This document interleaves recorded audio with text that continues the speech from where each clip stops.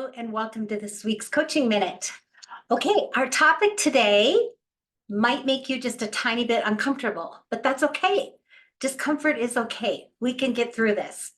So I always pick the topics of my Coaching Minute based on what's going on in the business world, what I'm hearing from my executive coaching clients, what I'm hearing from groups, my readers, etc.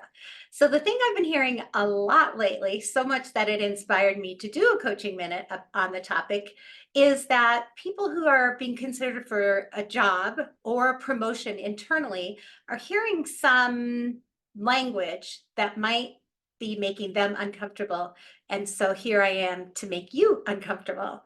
So the verbiage that they're hearing are things like, we need you to have more executive presence, or we need you to have more gravitas, or we need you to have more killer instinct. Now, on their own, these terms are perfectly fine. The question is whether or not you're defining these terms, if you can even define them in your mind, or if the candidate or person just feels like somehow they're not hitting the mark for you.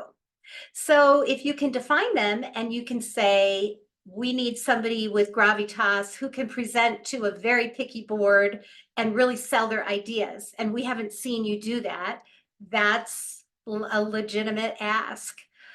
But if it's just this sort of feeling that the person somehow is missing the mark, then you may need to look a little bit at your bias.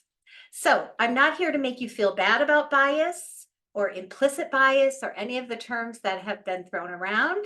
There's very, very little good comes from making people feel bad.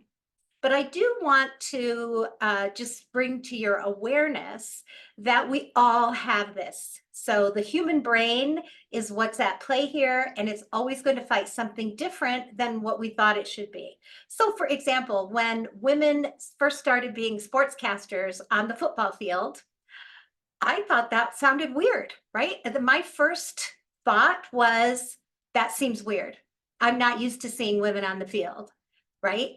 And I am a feminist who's very much for equal rights, but that was my first thought. That is a natural first thought. And it's okay if your thoughts are that this person doesn't fit my idea of what that role should look like, or what that gender should look like or sound like.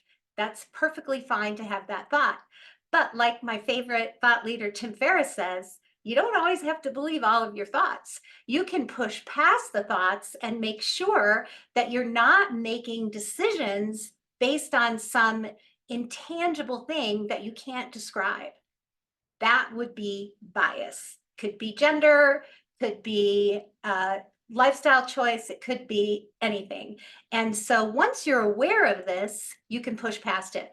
I'll give you one last example, and that is anybody in the orchestra world who plays an instrument and is applying to become part of an orchestra knows that there's a large likelihood for the big orchestras around the world that your first interview is going to be done blindly, that you will be behind a curtain playing your instrument.